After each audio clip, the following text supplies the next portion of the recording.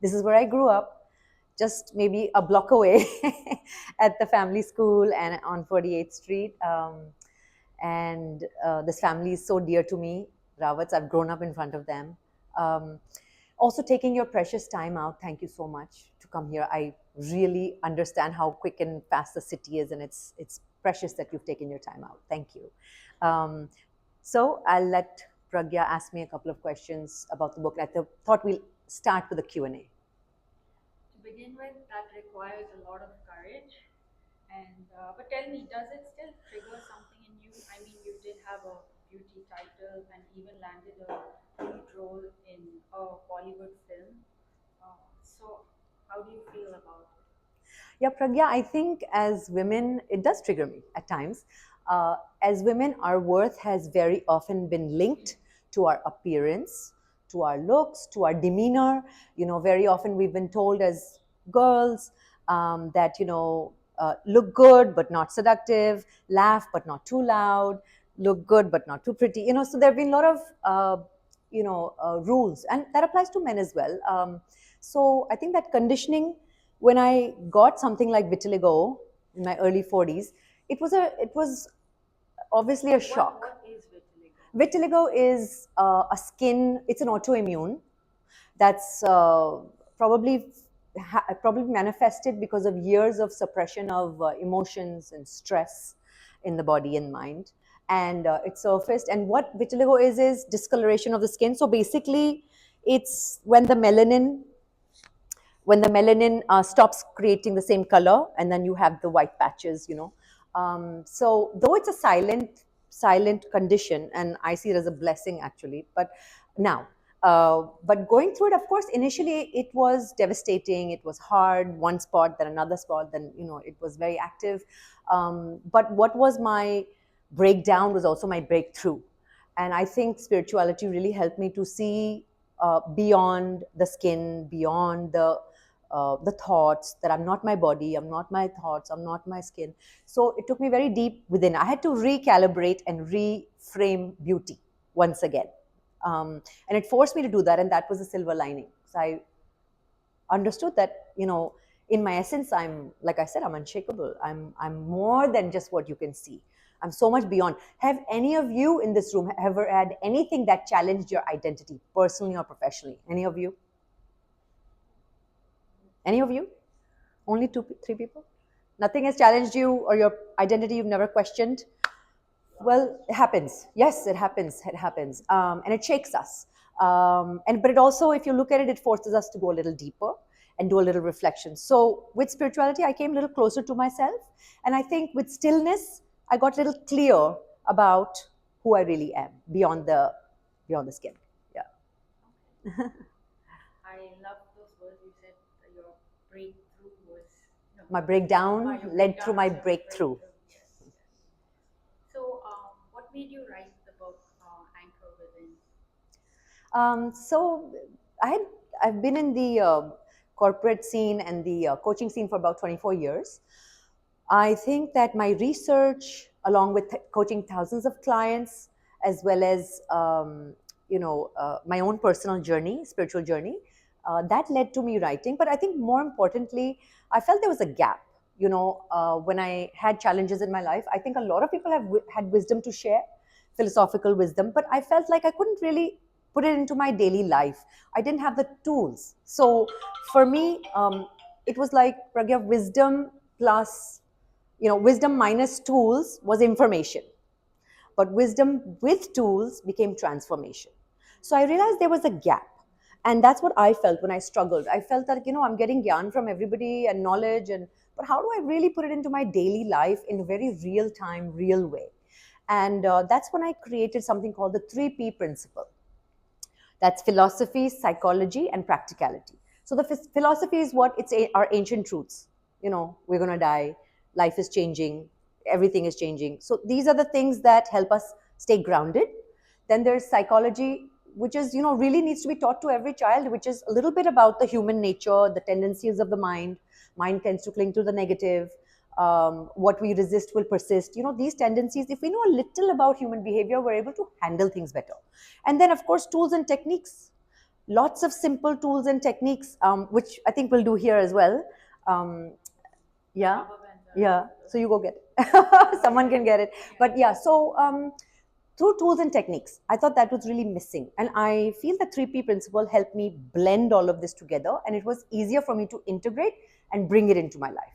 So then I started teaching lots of clients, and thousands of clients were benefiting from this. And to be very honest with you, my daughters, besides my clients, my daughter's friends and my daughter, they felt a lot of relief, a lot of wisdom and applicable wisdom through these techniques. And they said, you know what, you should write a book.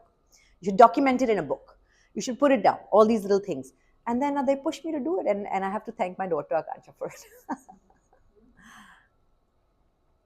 So, Lena, how do we anchor within in a world obsessed with hustle culture and productivity? How do we anchor within in a world stuck with the hustle culture and what did you say? Activity? Something. Yeah, productivity.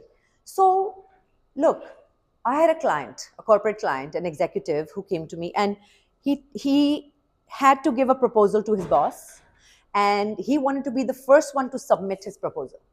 Now, he was willing to sideline the family, the extra responsibilities.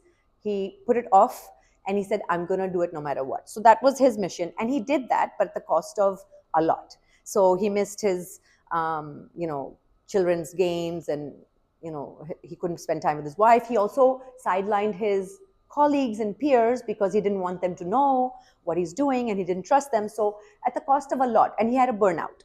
So while he did give the proposal in the project for the project, and he submitted it first and he was recognized for it, he lost a lot in the process. So is busyness always productivity? Or, I mean, busyness can also lead to burnout, right? And he burned the candle from both ends. So really we have to reframe what our idea of busyness is. Busy is not bad, but are you aligned with your mission and vision? Are you aligned to the mission and vision of your family, your company? What is it? What are you willing to sacrifice and compromise? It should be very clear. Like, we should have that a little clear in our mind. And I do a activity with my corporate clients called the radical mission statement. And what that does is, in 4 different spheres, work, life, social, and home, you get to get very clear on what are your goals, what are your priorities. Almost like if I told you right now, if there's an emergency scenario, if I tell you right now, you have 7 days to live. That's it. 7 days to live. Do you think that the things that were bothering you yesterday and the week before are going to be in top priority? No. So for your home, it could be something else. For your work, it could be something else. But you'll be very clear. You have 7 days to live. So what happens is, very often when we create that emergency scenario, we get our priorities very, very clearly listed, and the excess falls away. But we need to do that on a regular basis. We don't need to have a calamity happen for us to, figure that out. But what happens is, in the radical mission statement, we get very clear with all this, and then we create action steps based on what the priorities are, what are my action steps 1, 2, 3, and what is the timeline. So that helps my clients get very clear. They may be very committed to the company, but they're not very clear on their own personal and personal vision and mission, which should then align with the company or align with your colleagues and your boss and your work atmosphere. So that's really very important. So is busyness really something that we're looking at as productivity? It really, I mean, your state of mind determines your quality of life.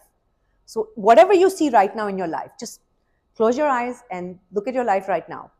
Whatever you see with your home, with your work, with your friends, with your relationships, this is the sum total of all the decisions you are making in your life. The micro decisions that you're making in your life are a result of that. They're only mirroring, your reality is only mirroring what you are deciding every moment. There is nothing happening to you. There is no one doing anything to you.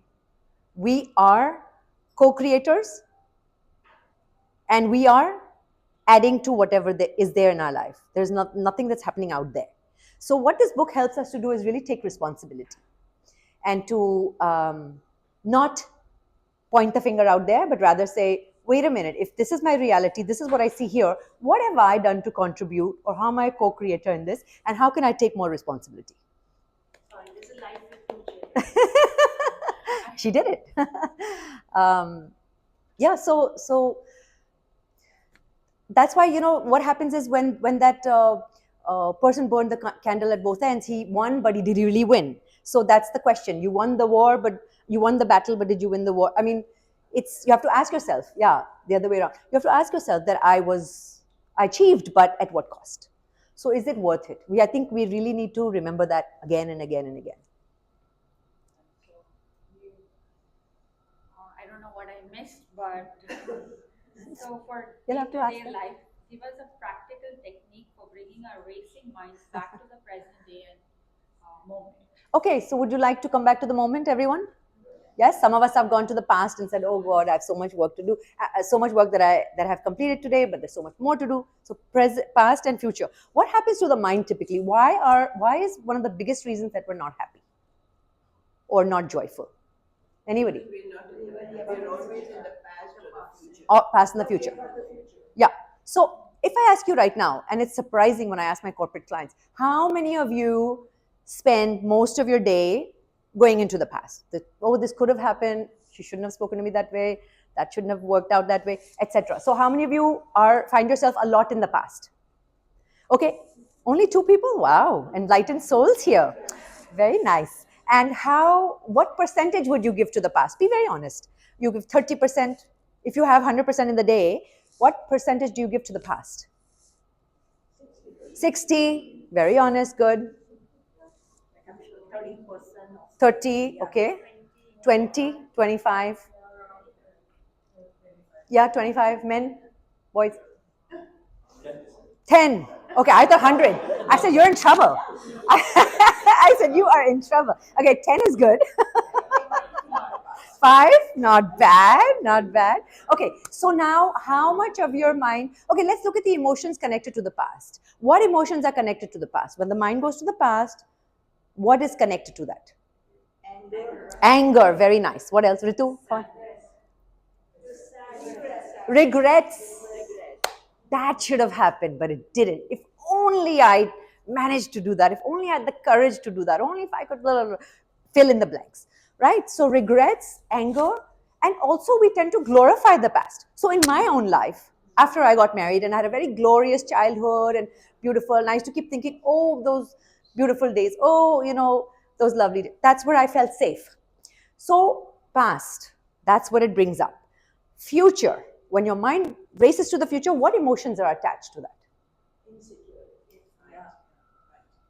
Anxiety, worry. We are like champion warriors, right? Not warriors, warriors. We've practiced, right? Yeah. So this is what happens when you are in the past and future, your mind rarely is in the present moment. So if, let's say, for example, if we've given 30% to the past and what? How much to the future? How much are we giving to the future? Be honest.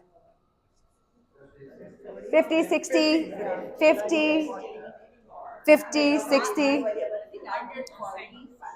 Huh? 100%. Oh, no, 100. No, we don't want you in the future right now. We want you here. So, no, so, okay. So, yeah, so this is what I'm saying. If your mind is going 30%, let's say 50%, count, guys, add it up. 80. This is the quality of your life. 20% is the quality of your life. Because if you're not in the present moment, you are not living your life. You're simply reliving the past, which is dead and gone, and the future, which 80% of the time research shows us never even happens. Okay? So you are trapped with your own mind, and that's projecting onto your reality. So now let's do an exercise where we can snap out of it, literally. I hope this is the right size. You taping. Oh, he's taping. I hope this is the right Oh, that's perfect. It's perfect. Don't worry so much. She's worrying again. It's perfect. So, oh my God, I love this. Love this colors. Can we just grab some and pass it on, please? That side. Thank you. Here you go. Here you go. one each. You're welcome. Pass it. Pragya, you can wear one. I'll wear one. Yep, one each. One should be enough to do the trick. All right. Everybody's got one? Take the color that you like. She liked two colors. Okay, you like both. That's okay. No, all right, everybody's got one. Show me a rubber band, please. Show me a rubber band. Yay. Okay. Nice. All right. Now you're awake. Because you have to put the rubber band on. All right. So now, very easy technique. The most economical, lightweight, almost is invisible technique in the world. And this is something you can carry with you on the plane, train, bus, in a meeting. Nobody can even see it. What do you have to do? Just snap it. But when? When the mind goes to the past, snap and let the neurotransmitters, that ouch, let that go to the neurotransmitters, give that message to the brain and say, stop it. Come out of it. Snap out of it, literally. Right? So when we snap it, again, the mind goes to the future. Go ahead. Ouch. And then let the mind come. It's just, these are very easy techniques, but it's actually a disruptor. Okay? We have to learn to disrupt our thoughts and create that space for us to come back to the moment. And then present moment is where you really have your power, where you have the power to decide, to pivot, change directions, change your course, reframe your situation, realign, everything. Present moment is your power. Okay? So we have this technique. We can also use this for something else. It's coming up. I'll tell you later. Yeah, now don't be mean to yourself. Don't beat yourself up. But use this as a, at some point I'm going to have some branded, some nice rubber bands that you can wear every day. Make sure it's not too tight. No. No, nothing. No, it will be comfortable and up to you how much you want to snap. Okay, great. So that's an easy technique. Yes. Everybody, give me a thumbs up if it's easy. Keep it on now. You can shower with it. So there's no excuse. All right. All right, so I'm in the midst of reading the book. So one chapter that really intrigued me was befriending fear. How do we do that? Did anyone hear that? So befriending fear. Befriending fear, making fear your friend. So we've actually pathologized fear. We've been taught to fear fear. And that doesn't help us very much, because what happens is fear is not our enemy. Okay? We just have to reframe it and change our relationship to it. Let me tell you, for example, a long time ago, I was doing a dive in Hawaii, and we went 30 feet below, and accidentally I pushed something on my vest, and I went catapulting up to the ocean surface, and my tank was floating, and I was literally under the waves. I couldn't breathe. I had one option. The only thing I could think was, I'm dying. I'm going to die right now. So the only thing I could do is either I die or I swim with all my might, because the boat was really far. But the fear kicked in with the adrenaline, and that got me safely to the boat. Now, did the fear save me? Yes, it did, because it got me alert. It got me fear wants to conserve. You want to conserve life when you're fearful. So it got me to the boat. So is it my enemy? Absolutely not. It was a message. Fear gave me a message, you need to survive. So fear gave me a message, it wasn't a monster. But fear, like my mentor Shri Shri Ravi Shankar ji says very beautifully, fear should be like salt, little in the food. You need little, because what does it do? It makes us abide by the rules. You have your building rules, right? Nobody else could come. You have rules where your kids don't go near the gas. So keeps us on track, keeps us healthy, right? Keeps us preserving our life. But we should know when it becomes over in our system, because today in our world, what are we doing? We're living through flight and fight. We're always in that very survival mode kind of situation, and that is very hard. Now, how do you befriend your fear? Any guesses? How do you befriend fear? Face it. Yes. Face it. Confront it. How? Yeah, how? Yeah, good. Be creative. Tell me how. It's first becoming aware of it. Okay, very good. So awareness is first thing, that there's fear coming up. I'm experiencing sensations of fear. And that, how will you know, my friend? How will you know if fear is coming up? What is the key? Panic attacks, stomach upset. Your breath. The minute your breath is not steady is an indication that there is stress or fear. Okay?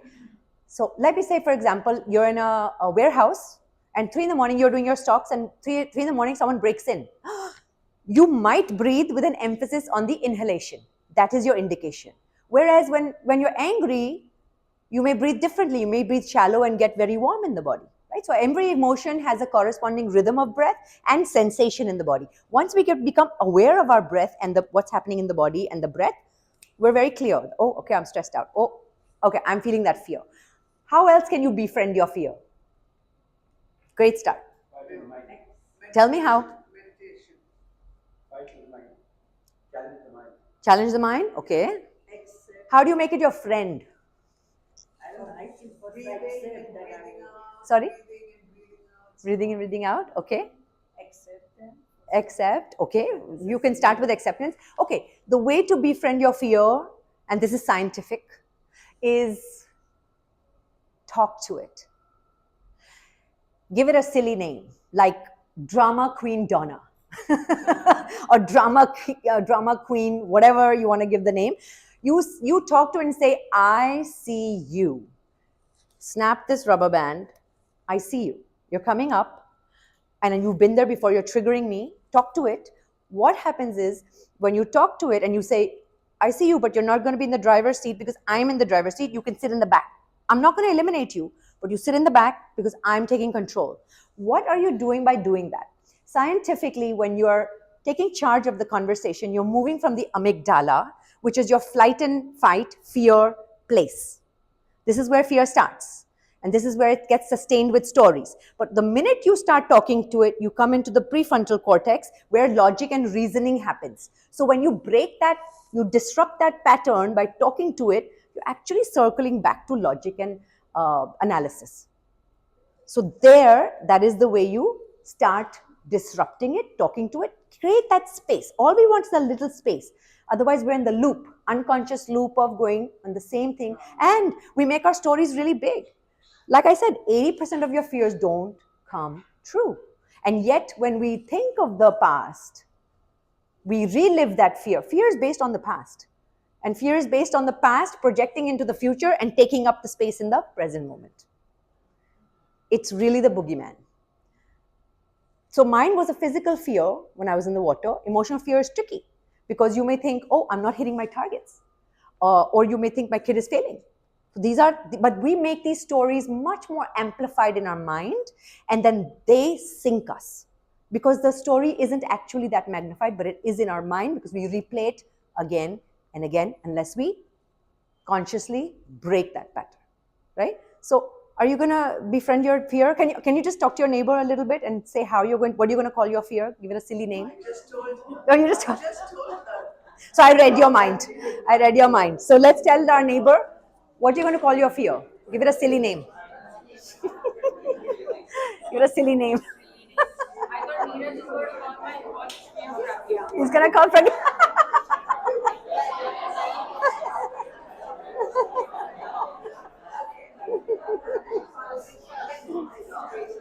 Something funny. Neeraj,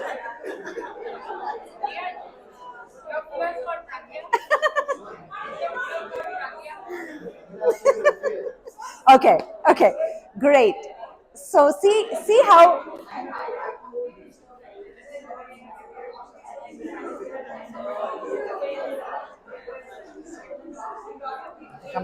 you can just pan the audience.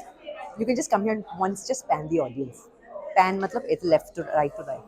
हाँ लिया ना बस ठीक है हाँ it's fine. Okay, so okay, listen. Already when we think of one fear and we start doing this, really honestly, we were laughing here. You've already broken the pattern. But I'm saying do this in your real life and especially when you're going through it, sit down with yourself. We're so scared to sit down with ourselves. That's the first problem. You sit down with yourself, take a few breaths and say, oh, that silly name. Let me use that. Just, it's going to sound silly, it's going to feel funny, but when you start doing it, you start moving from the amygdala to the amygdala shrinks, by the way. When you are more relaxed and more in control of your life, the amygdala shrinks and the prefrontal cortex takes over. And that's where we want to be. It has its purpose, but not the whole day, not 24 hours. Okay? That's how we get cortisol spikes and we are unhealthy and all our organs suffer. Okay. So my best friend is fear now. Yeah, well, you can befriend it. Get familiar with it first. So, what in your experience is the single biggest block to our growth? Say it again, a little louder. What is the single biggest block to our growth? What is the single biggest block to our growth? Come on. But who? Like what? What is the single biggest growth block to our growth? What do we do? How do we self-sabotage? What are the ways? Overthinking, lack of self-esteem, doubt, inaction, okay? Lack of goals, Yeah, similar. Lack of clarity. lack of clarity. We are also our enemy. We sabotage ourselves time after time. True. Doing all of this ourselves. No True, one else can. true, absolutely true. I mean, the Bhagavad Gita says that, what does Krishna say? That your mind is your best friend or your worst enemy, correct? Yes, but what is the way we do it the most? We don't trust ourselves? Yeah, okay, so negative self chatter, negative self talk. We are so harsh, so critical, so abusive with ourselves, so hard on ourselves. We beat ourselves up all the time. I'm not good enough. I'm not bright enough. No, I don't know. I don't think I can do it. I'm not ready yet. Yeah, a lot of people, you're smiling, some of you are cringing. I mean, it is there. We are really cruel with ourselves. And that is the biggest limiting block that we have. I have a client who's very successful, but his father told him when he was young that you're not good enough. You'll never be able to run the company like I do. And this happens. Guys, this happens. Closed doors, it happens. And though he was successful, he was always in his mind amplifying. So he took long to clear his projects because that voice, his father's voice, would echo in his head, but he would amplify it many times over because he was churning on it, and it became a belief system. So he had to fight through it, resistance, conflict, and then get through it. But it was very tough. So remember that whatever you say to yourself becomes a self-fulfilling prophecy. And so what did we do? How did I work with him as a corporate client? I asked him to reframe. So one was the rubber band. It's very easy. I would say whenever you are talking badly to yourself, just snap it and tell yourself, stop it. Stop this nonsense. I'm enough. And reframe it to, okay, my father says I can't do this. Tell yourself, I haven't done it yet. If you haven't done something, you've not ever experienced it, say, I haven't done it yet. The 3-letter word yet is so powerful, it can transform everything in your life. Then secondly, I told him to we worked on the I am principle, which is anything you put after the 2 very important words, I am, the mind does not know the difference between reality and the imagination at all. It cannot discriminate. So anything you put after I am, unworthy of love, ugly, whatever, it's a self-fulfilling prophecy. You can be sure you loop into it. Okay. For instance, when people win the lottery, statistics show us that almost 100% of the people who win the lottery who are not wealthy already, in 2 years' time, they go back to being poor because they don't have the belief system to carry them through that. The belief is that I'm poor. The belief is that I can't manage it. The belief is that I'm not good enough. It will surely fulfill the prophecy and come back to poverty. So we have to be very clear. So I want you to turn to your neighbor and say, use an example and say, I haven't done this yet. Whether it's AI course or make something up where you haven't done it yet. Tell your neighbor, this is what I want to do and I haven't done it yet. Maybe it's a French language.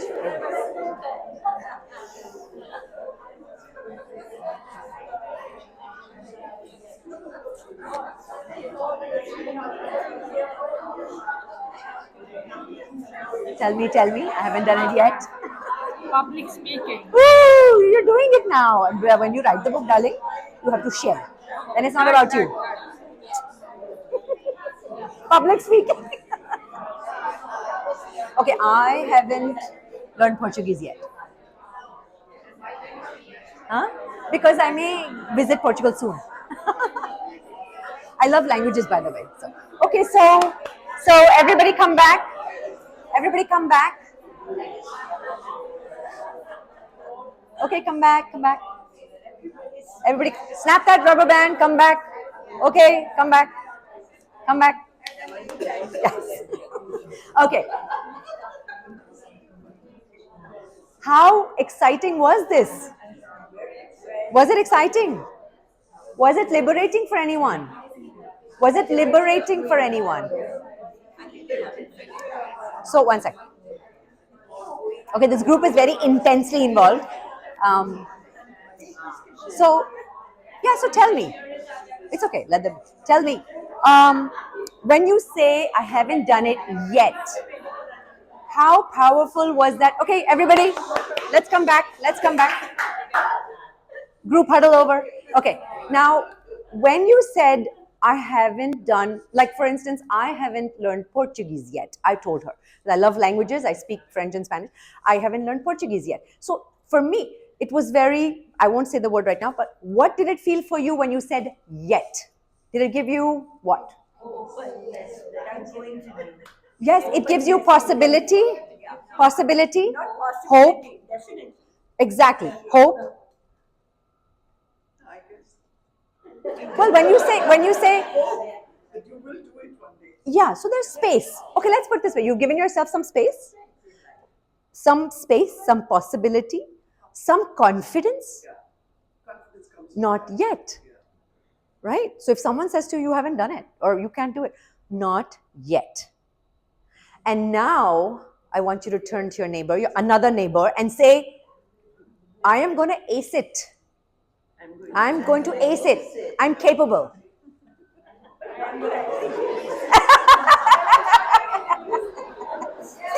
The boys. I'm going to ace it.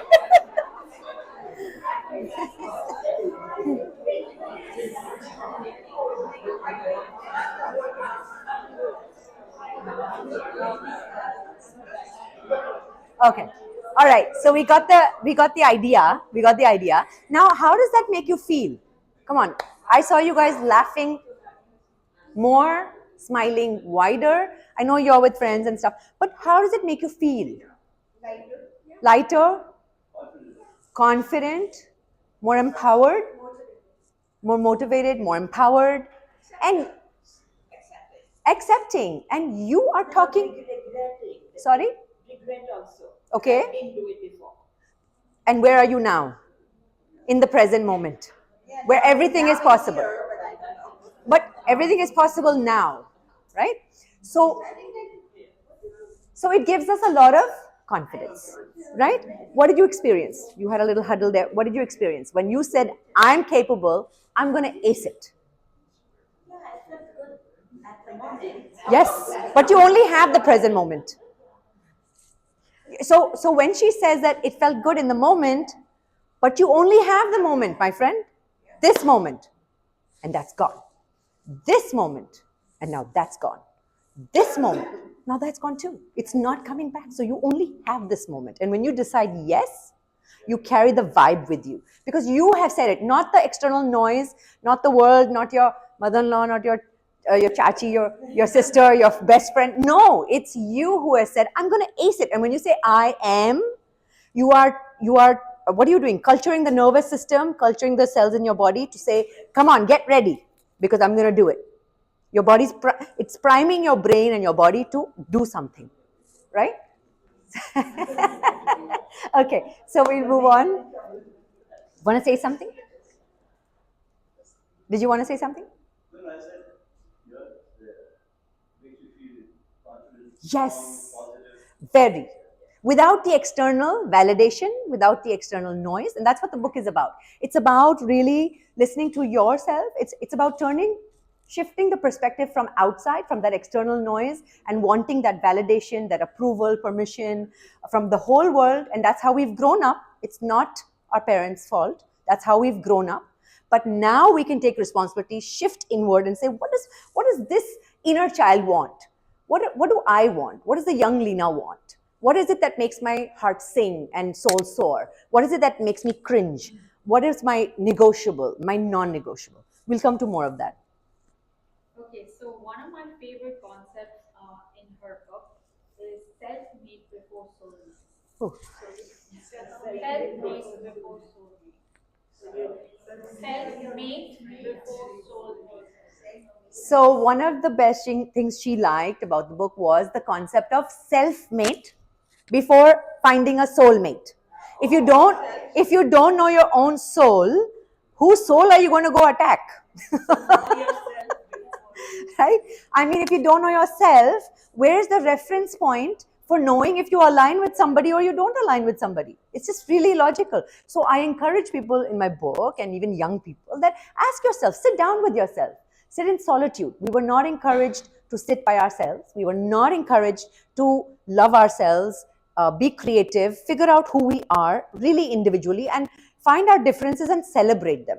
In fact, we were told, join the herd, be part of the pack, blend in, belong to, not stand out. So really important. Who are you? What do I like about myself? What do I not like about myself? Have I worked on that part of myself that I don't like about myself? What are my negotiables and non-negotiables? What are my values? What are my standards? Because if it's always going to be the herd mentality, if it's always going to be social prescription, that keeps changing. So you will keep going in your life like a yo-yo and have no way to anchor with it, no way to come into your essence. And that's where we want to operate from. We want to operate from inner confidence. The best executives, the best leaders are so aligned with their inner mission and vision. They're so aligned with their truths, their goals. They're so clear that when they have to make a crisis decision, they just go, oh, let me self-refer. Aligns, doesn't align. Works, doesn't work. I like, I don't like. It's possible, not possible. Because they know what they stand for. And a lot of the times we don't know because we were never encouraged to really know who we are. So what I suggest is that get to know your own soul first. Take yourself out to dinner. Take yourself out for a movie and do it the way you would want the other two. The perfect one, the person we put all the burden on to be that funny comedian, to be that loving partner, patient listener, excellent therapist, the best lover. We want everything rolled into one. And then when I ask my clients, are you that? Well, it's on my list. No, be that, embody that, and then, why not find 7 different people to do 7 different things with? Go to a movie, why are you putting pressure on one person to deliver when you don't know yourself? Maybe they don't know themselves. It's like 2 lame people trying to walk together.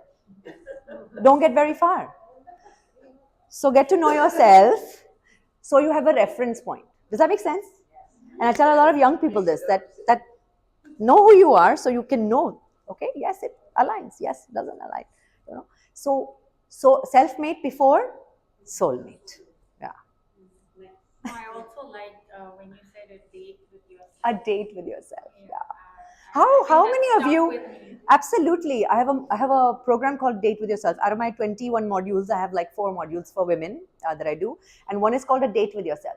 So how many of you have taken yourself out for dinner the way, not lunch, dinner the way you'd like someone else to take you out? Yeah, you have? Okay, I have. But it took time. Alone, yourself. Alone means what? Yes, a date with yourself. I can do that at home. I think a lot of people do that at home with their TVs on, with a Netflix. No, I mean, okay, challenge to you guys. Beautiful challenge for you all. Book a really nice restaurant. Doesn't matter what it is. Take yourself out like you would want that dream person to take you out. Okay, you are that dream person, and dress up and do whatever you need to.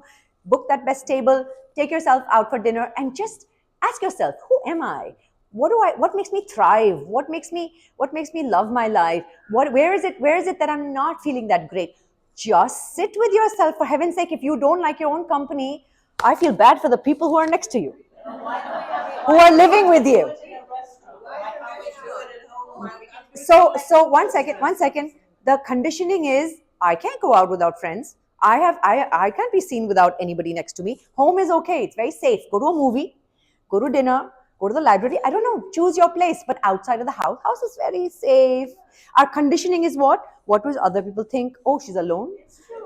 I mean, look, I was in a restaurant in London. I was in a restaurant in London having breakfast many years ago, and the maitre d' came to me and said, "Oh, pretty girl like you shouldn't be sitting alone." I said, "But I'm okay with my company." And I think he almost felt like, really? Like, does she know what she's saying? And then he turned around and he said, "But I like your answer." And that's it. Why not? Why? That is the only time I get. Sometimes I'm traveling, doing programs, courses. That's the time I get to recalibrate my thoughts, to understand, to soak it in. What is my life? Do I like what's happening? Do I like my reality? What is life presenting to me? It's all a reflection of me. What can I do to make it better? Where is it enhanced? I love that. Give yourself some time to see, to soak into it. So say, you know what, I'll change this, but I'll keep this. You decide. You're the navigator of your ship. There's nobody else navigating it for you, right? So why not? So challenge to you all. If any one of you does it, message me, email me. I'll give you my details. I'd love to know. Yeah. So what you're trying to say is time with yourself is the value, right? Because for me, going to dinner by myself would be sad. Like, I have no desire to do that. No, of course not. Going to the gym by myself, or going for a walk by myself, or on the shop by myself, right? So I just want to make sure I'm No, dinner is a modality. It's you can go to do it yourself where you would typically bring someone else, but you're just sitting with yourself. Yeah, I mean, you can go to the park, you can have a nature walk. Typically, why do I say dinner? It's a little bit more challenging because we are expected to be with company. Now, another chapter in my book is alone, comma, not lonely. I speak about the difference. Alone, both are without physical company, but one is feeling alone, one is being alone, and the other is feeling lonely, which is a disconnection from self. I could be with 1,000 people and feel alone. I could be in a marriage and feel alone. I could be with my best friend and feel alone.